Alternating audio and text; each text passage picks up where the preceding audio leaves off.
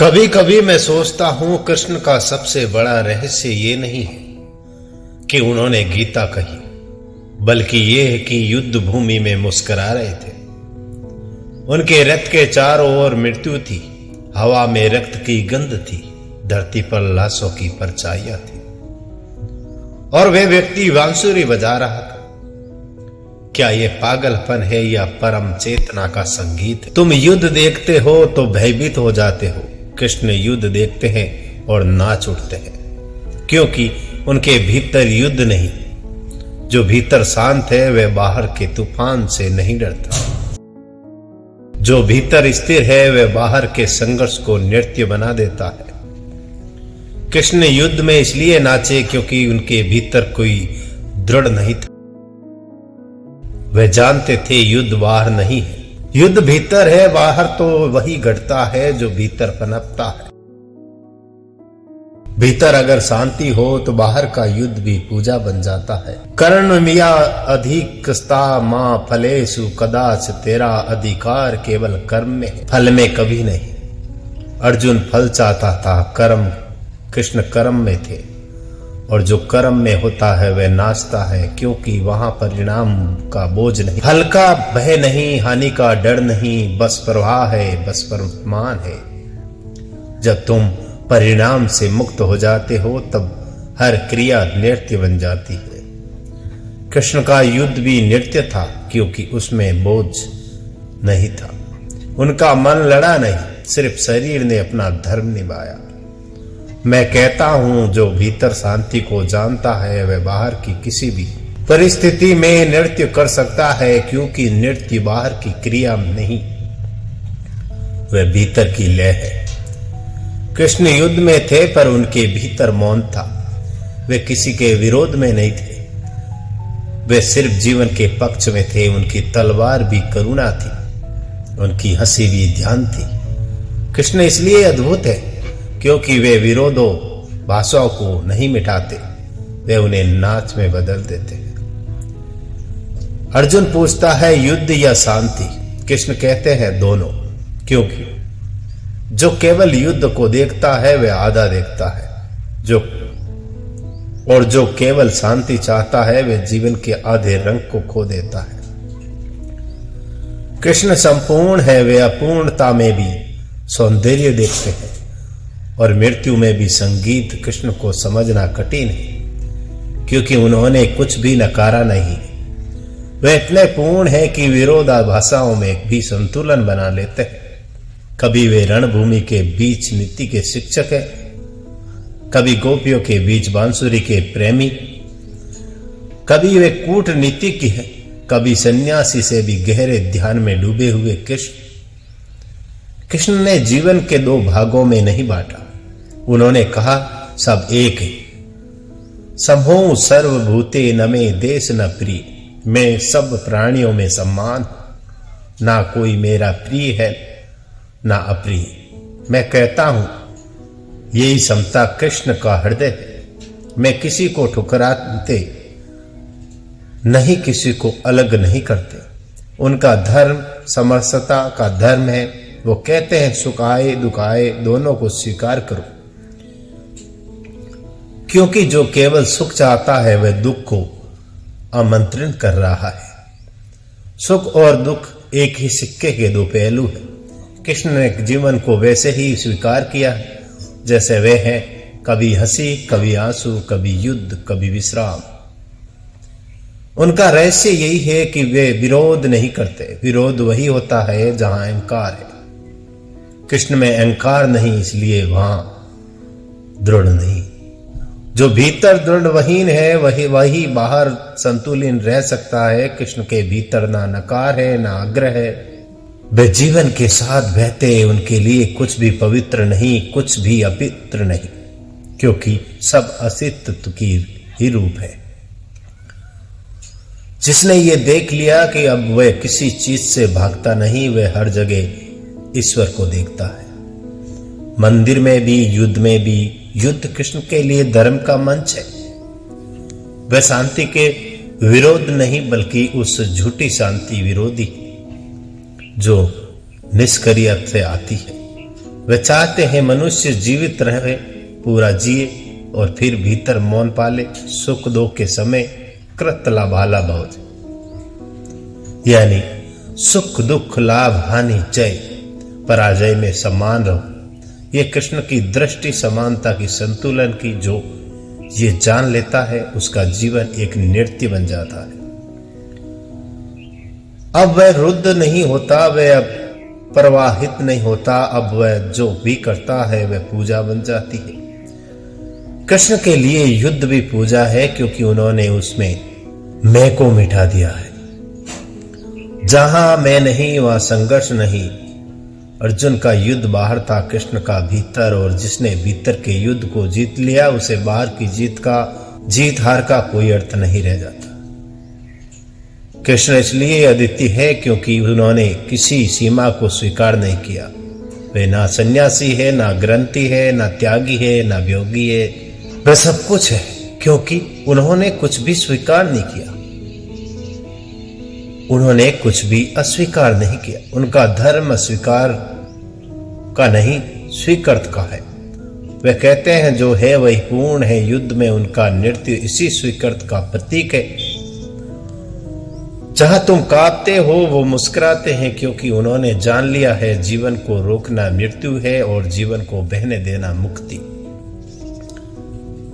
योगस्ता कुरुणम संगम तथ्य धनंजय। अर्जुन योग में स्थित होकर कर्म का, योग का अर्थ है वह स्थित जहां विरोध समाप्त होता है, जहां सब कुछ एक हो जाता है। कृष्ण उस योग में स्थित है, इसलिए उनके लिए युद्ध भी ध्यान है और नृत्य भी ध्यान है। अर्जुन की दुविधा की क्या मैं हत्या करूं? कृष्ण का उत्तर था तू कुछ नहीं करता। जो करता है तेरा अस्तित्व करता है। जो ये समझ लेता है वो अब भय से मुक्त हो जाता है। उसके भीतर अब कोई हिचक नहीं रहती क्योंकि कर्म अब उसका नहीं प्रकृति का हो जाता है। कृष्ण इसलिए कहते हैं मैं कुछ नहीं करता और यही परम जागरण है। जब तुम कर रहे हो और भीतर जानते हो कि कुछ नहीं कर रहे हैं, वो क्षण ही ध्यान का क्षण है। यही कृष्ण का रहस्य है। कृष्ण विरोध भास नहीं है, वे सरमस है। वे कहते हैं स्वीकार कर और नाच, क्योंकि जब तुम स्वीकार करते हो तो जीवन एक उत्सव बन जाता है और जीवन को उत्सव की तरह जीता है। उसके लिए युद्ध भी बांसुरी बन जाता है। कृष्ण का युद्ध तुमसे बाहर नहीं है, वह तुम्हारे भीतर चल रहा है। हर बार जब तुम्हारा प्रेम और क्रोध भिड़ते हैं, हर बार जब तुम्हारी करुणा और अहंकार लड़ते हैं, वही महाभारत अर्जुन रो रहा था। उसके हाथ कांप रहे थे, धनुष गिर गया था, आंखों में आंसू, गले में रुद्र स्वर। वो कह रहा था हे कृष्ण मैं नहीं लड़ूंगा। ये मेरे बंधु है, मेरे गुरु है, मेरे अपने। सुनने में ये करुणा लगती है, पर क्या ये करुणा थी? नहीं, ये भ्रम था, मोह। करुणा वो थी जहां जागरूकता है, मोह वह होता है जहां भय। कर्ण के आंसू प्रेम के नहीं डर के आंसू थे। मैं देखता हूं हर अर्जुन जब भी जीवन के युद्ध में आता है वही कहता है मैं नहीं लड़ूंगा। उसके शब्द पवित्र लगते हैं पर भीतर एक कांपता हुआ स्वार्थ छिपा होता है। वह धर्म से नहीं भागता, जिम्मेदारी से भागता है। कृष्ण ने उस क्षण जो कहा वो सदियों तक गूंजेगा। क्लेव्यम मासुगम पार्थ नेधत। हे पार्थ, कायरता को मत अपनाओ, ये तुम्हारे योग्य नहीं है। कृष्ण ने उसे डांटा। उन्होंने कहा तुम्हारी करुणा झूठी है क्योंकि उसमें जागरूकता नहीं है। तुम रो रहे हो क्योंकि तुम्हें खुद पर दया आ रही है। और जब आदमी खुद पर दया करने लगता है वह सबसे बड़ा पाखंडी बन जाता है। कितना अद्भुत दृश्य था। एक तरफ रोता हुआ अर्जुन, मानव की सारी कमजोरियों का प्रतीक, और दूसरी तरफ कृष्ण, पूर्णता की निशब्द ऊर्जा जो कहती है उठ लड़। कृष्ण ने कहा जो सामने खड़े हैं वे तुम्हारे नहीं है, वे जीवन के पात्र है। तुम उनके नाम पहचानते हो, पर उनके भीतर की वही चेतना है जो तुम्हारे भीतर है। अर्जुन को लगा लड़ना पाप है। कृष्ण ने कहा भागना पाप है, क्योंकि भागना नींद है। जो भाग गया उसने खुद को खो दिया।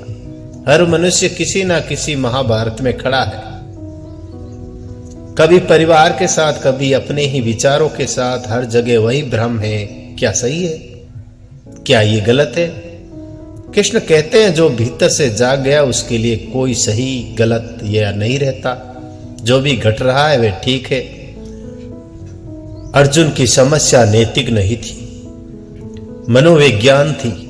वो निर्णय नहीं ले पा रहे थे, क्योंकि वह दृढ़ में था, और दृढ़ में हमेशा वह होता है जहां अहंकार है। जहां मैं है वहां असमंजस। कृष्ण ने कहा तू बस साधन बन जा, प्रकृति करेगी तू देखता रहा। और यही ध्यान है। करते हुए भी देखने की कला। अर्जुन दुखी था, क्योंकि वह सोच रहा था मैं कर रहा हूं,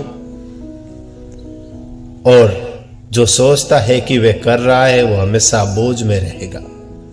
कृष्ण मुक्त है, क्योंकि वे कहते हैं मैं कुछ नहीं करता, जो हो रहा है अस्तित्व कर रहा है।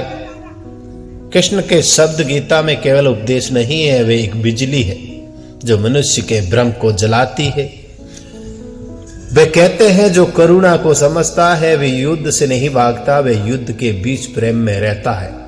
कृष्ण ने अर्जुन को योद्धा नहीं बनाया, जागरूक योद्धा बनाया। उन्होंने कहा तू तलवार चला, भीतर मौन रख, क्योंकि जब तलवार में हाथ और मौन हृदय में, तब युद्ध ध्यान बन जाता है।